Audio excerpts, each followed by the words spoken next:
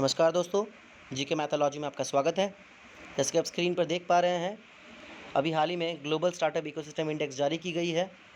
ये पब्लिश की जाती है स्टार्टअप ब्लिंक के द्वारा, जिसके बारे में मैं ऑलरेडी आपके साथ डिस्कस कर चुका हूँ करंट अफेयर्स शो में। वहाँ पे मैंने इंडिया की रैंक बता दी है, पहले कितनी थी और इस बार कितनी है। इवन इंडिया की कुछ सिटीज़ हैं जिनको रैंक किया गया है, उनकी रैंक भी मैंने बता दिया आपको करंट अफेयर्स शो में। तो यहाँ पर हम थोड़ा ब्रीफली जान लेंगे जिस पैरामीटर्स की हम बात कर रहे थे, कि जिन पैरामीटर्स के आधार पर ये इंडेक्स बनाई जाती है, सिटीज़ या कंट्रीज़ को रैंक की जाती है।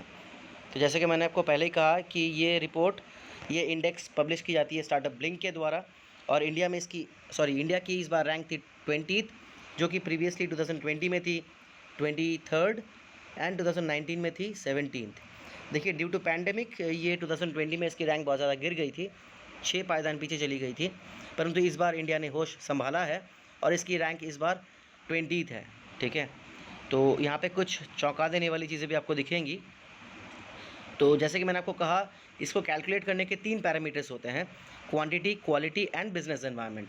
ओके, इन पैरामीटर्स के अंदर कुछ एलिमेंट्स होते हैं जिसको अंडर कंसिडरेशन लिया जाता है। ओके, उसी के आधार पर ये कैलकुलेट की जाती है। चलिए पैरामीटर्स की बात कर लेते हैं, थोड़ी दिखा देते हैं आपको।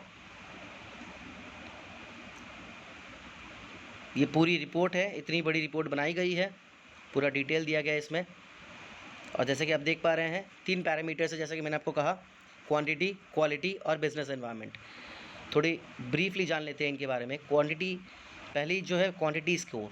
देखिए, क्वांटिटी स्कोर को कैलकुलेट करने के लिए कुछ एलिमेंट्स को अंडर अकाउंट लिया जाता है। ठीक है, कुछ एलिमेंट्स को कैलकुलेट की जाती है, देखी जाती है।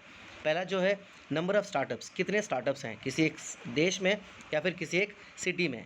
नंबर ऑफ़ कोवर्किंग स्पेसेस मतलब मैं आपको बता दूं, जैसे कि कोई एक बैंक जैसे आरबीआई या फिर एसबीआई की बात कर लेते हैं, इसकी जो हेडक्वार्टर है वो न्यू दिल्ली या मुंबई में, I don't remember that, I am sorry for that. तो ये उसकी हेडक्वार्टर तो है, परंतु ये अलग अलग स्टेट से भी ऑपरेट करती है। ठीक है ना, तो ये जो अलग अलग स्टेट से ऑपरेट करती है, ये उनके कोवर्किंग स्पेसेस है। ओके, इसी तरीके से जो स्टार्टअप्स है उनके कोवर्किंग स्पेसेस कितने हैं, कैसे हैं, कहाँ कहाँ है, ये भी कैलकुलेट की जाती है। साथ साथ एक्सीलरेटर्स क्या है, मैं आपको बता दूं, कुछ दिनों पहले करंट अफेयर्स शो में मैंने आपको बताया था, हाल ही में तेलंगाना गवर्नमेंट ने एक आर्टिफिशियल इंटेलिजेंस के ऊपर एक एक्सीलरेटर प्रोग्राम स्टार्ट की थी, जिसका नाम था रेवअप। तो एक्सीलरेटर प्रोग्राम है क्या? देखिए, ये एक फिक्स्ड टाइम की ग्रुप बेस्ड प्रोग्राम्स है, जहाँ पे mentorship and educational components include होती हैं। ठीक है, तो कितने एक्सीलरेटर प्रोग्राम्स हो रहे हैं, कितने स्टार्टअप रिलेटेड मीटअप्स हो रहे हैं, उस स्टार्टअप से जुड़े हुए कितने मीटिंग्स हो रही है, कितने मीटअप्स हो रहे हैं, ये भी कैलकुलेट किया जाता है क्वांटिटी स्कोर में। बात कर ले क्वालिटी स्कोर की, तो आप देख सकते हैं बहुत सारे पॉइंट्स हैं यहाँ पर। मैं कुछ इंपॉर्टेंट पॉइंट्स आपके साथ डिस्कस कर लूँगा। जैसे कि किसी एक सिटी में, जिस सिटी को रैंक कर रहे हैं, या फिर किसी एक कंट्री में जिस कंट्री को रैंक कर रहे हैं, उस कंट्री में कितनी मल्टीनेशनल कंपनीज़ की ब्रांचेस हैं। ओके, साथ साथ इंटरनेशनल टेक्नोलॉजी कॉरपोरेशंस की कितनी रिसर्च एंड डेवलपमेंट सेंटर्स हैं, कितने ब्रांचेस हैं उस सिटी में या फिर उस देश में। इवन जो प्राइवेट सेक्टर है उनकी कितनी इन्वेस्टमेंट है, थाउजेंड्स में, इन स्टार्टअप इकोसिस्टम्स में। दोबारा रिपीट करता हूँ, इन स्टार्टअप इकोसिस्टम्स में प्राइवेट सेक्टर की कितनी इन्वेस्टमेंट है, ये भी कैलकुलेट की जाती है। साथ साथ नंबर ऑफ़ एम्प्लॉयज़ जो इन स्टार्टअप्स में इन्वॉल्व हैं, ये भी कैलकुलेट किया जाता है। इवन यहाँ पर एक पॉइंट जो बहुत ज़्यादा ज़रूरी है, आप देख सकते हैं, presence of unicorns, exits and Pantheon companies. मैं यहाँ पर आपको बता दूँ, यूनिकॉर्न कंपनीज़ किनको कहा जाता है? ऐसी स्टार्टअप कंपनीज बेसिकली जिनकी मार्केट वैल्यूएशन $1 बिलियन से ज़्यादा हो या फिर $1 बिलियन हो, उनको यूनिकॉर्न कंपनीज कहा जाता है। और पैंथियन कंपनीज़ की बात कर लें, तो बेसिकली ऐसी कंपनीज़ जो फॉर्मली पहले यूनिकॉर्न कंपनीज़ रह चुकी हैं या फिर अभी यूनिकॉर्न कंपनी हैं। ठीक है, तो उनको पैंथियन कंपनीज़ कहा जाता है। तो जिन सिटीज़ को रैंक किया जाता है एंड जिन कंट्रीज़ को रैंक किया जाता है, उन सिटीज़ में और कंट्रीज़ में कितनी पैंथियन कंपनीज़ हैं, कितनी यूनिकॉर्न कंपनीज़ हैं, ये भी कैलकुलेट की जाती है क्वालिटी पैरामीटर, क्वालिटी स्कोर के अंडर। ओके, साथ साथ कितने स्टार्टअप इवेंट्स हो रहे हैं, उस स्टार्टअप से जुड़े कितने इवेंट्स ग्लोबली हो रहे हैं, ऑल ओवर द वर्ल्ड हो रहे हैं, कितने वेब समिट्स हो रहे हैं, ये भी क्वालिटी पैरामीटर के अंदर काउंट होती है। लास्ट आते हैं बिजनेस एनवायरनमेंट। ये जो पैरामीटर है, यहाँ पे मुझे एक पॉइंट बहुत ज़्यादा खटकी है, उसके बारे में बात करेंगे। तो देख लेते हैं इसके जो पॉइंट्स हैं। देखिए, ये पॉइंट्स, पहला पॉइंट जो बता रहा है कि कोई भी कंपनी कितनी आसानी से रजिस्टर कर सकती है किसी एक सिटी में या किसी एक कंपनी में, अपनी नई किसी एक सिटी में या फिर किसी एक कंट्री में अपनी नई कंपनीज खोल सकता है। कोई भी एक कंपनी अपनी ब्रांच खोल सकता है उस जगह पर, और कितनी आसानी से बिज़नेस कर सकता है, ये कैलकुलेट किया जाता है। वहाँ की इंटरनेट स्पीड कैसी है, वहाँ की इंटरनेट फ्रीडम कैसी है। इंटरनेट फ्रीडम मीन्स देखिए, बहुत सारी कंट्रीज़ ऐसी है जिन्होंने बहुत सारे वेबसाइट्स को ब्लॉक करके रखा है। तो जो भी कंपनीज़ यहाँ रजिस्टर करेंगी किसी एक कंट्री में या फिर सिटी में, उनको हो सकता है कि ऐसी वेबसाइट्स में कुछ ना कुछ काम हो जो उस कंट्री ने ब्लॉक की हो या फिर उस सिटी ने ब्लॉक की हो। तो ये भी कैलकुलेट किया जाता है। रिसर्च एंड डेवलपमेंट में कितना इन्वेस्टमेंट होता है, ये कैलकुलेट होता है। साथ साथ टेक्नोलॉजिकल सर्विसेज कितनी अवेलेबल है। अगर टेक्नोलॉजिकल सर्विसेज की बात कर लें थोड़ी ब्रीफली, तो इसमें पेमेंट पोर्टल्स आती है, जैसे पेटीएम, फ़ोनपे, गूगल पे, ये पेमेंट पोर्टल्स आती हैं। राइड शेयरिंग ऐप्स आती हैं जैसे ओला, उबेर। साथ साथ क्रिप्टो करेंसीज आती हैं, जैसे डॉज कॉइन्स की बात कर लो या फिर बिटकॉइन्स की बात कर लो।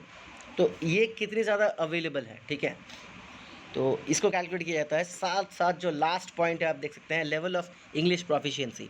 ये मुझे थोड़ी खटकी है, ठीक है, यही पॉइंट मुझे थोड़ी अजीब लगी है।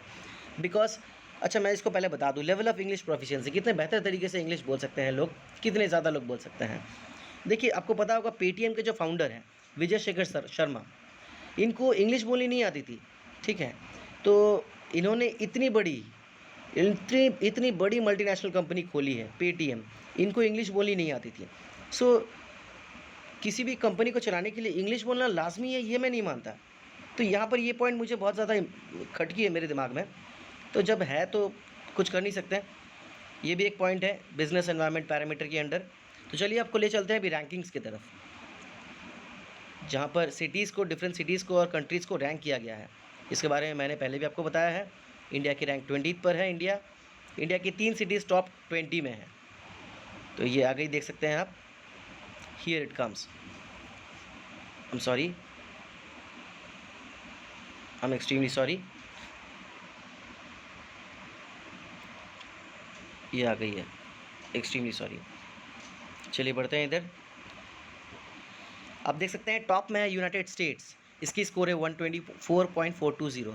इसके बाद जितने भी स्टेट्स हैं वो उनके रैंक 30 से नीचे हैं, आप देख सकते हैं, ठीक है। यूएस ने अगर बाजी मारी है तो वो क्वालिटी स्कोर में मारी है। Quality score in the sense आप समझ सकते हैं, मैंने जो पॉइंट्स आपको बताया था, कितने लोग, कितने एम्प्लॉयज़ स्टार्टअप कंपनीज़ में इन्वॉल्व हैं, ठीक है, कितने काम कर रहे हैं, कितनी यूनिकॉर्न कंपनीज़ है, कितनी पैंथियन कंपनीज़ हैं, इवन ग्लोबली कितने स्टार्टअप इवेंट्स हो रहे हैं, ये सारे क्वालिटी स्कोर में आती है। तो इस जगह यूएस ने बाजी मार दी है। सेकंड पे है UK, United kingdom, with a score of 28.719। Third है इजराइल, फोर्थ है कनाडा, फिफ्थ है जर्मनी। यहाँ चाइना को देख लीजिए, चाइना है 7th रैंक पर। और आते हैं हमारा प्यारा देश भारत, ये है 20th रैंक पर, आप देख सकते हैं। इसकी स्कोर है 8.833, ठीक है। बात करें दूसरी कंट्रीज़ की, एशियन कंट्रीज़ की बात कर लें तो Pakistan, the most important country हमारे लिए, इम्पॉर्टेंट बोलना सही नहीं होगा, तो देख लेते हैं। पाकिस्तान की जो रैंक है वो है 75, देख सकते हैं आप इधर, पाकिस्तान की रैंक है 75, जो कि नेपाल, बांग्लादेश और श्रीलंका से थोड़ी बेहतर है, क्योंकि श्रीलंका की रैंक है तो वो है 92, आप देख सकते हैं नीचे, ये 92 में श्रीलंका है। जस्ट उसी के बाद 93 में है बांग्लादेश और नेपाल है 98 में। देखिए, मुझे अफ़गानिस्तान रैंक में कहीं भी नहीं मिला, ओके। और यहाँ पर एक चीज़ मैं आपको दिखा दूँ, इंडिया की रैंक जैसे मैंने आपको कही है कि ये 20 पर है, जस्ट इसके नीचे देखिए, इंडिया के नीचे जापान है, जापान जैसा देश 21 में है। और यहाँ पे 17th रैंक पे रशिया है, ये भी इंपॉर्टेंट है हमारे लिए, ठीक है। ये होगी कंट्रीज़ की रैंकिंग। अब सिटीज़ की रैंकिंग के बारे में थोड़ा बात कर लेते हैं।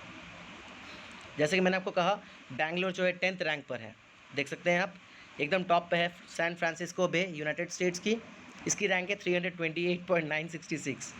वाह। न्यूयॉर्क की रैंक है 110। बाकी सारे जो कंट्रीज़ है वो 70 के नीचे हैं, ठीक है। बीजिंग है 3rd नंबर पे। यहाँ पे इसराइल की इसराइल की हमने बात की थी ना, इसराइल मैंने आपको दिखाया नहीं।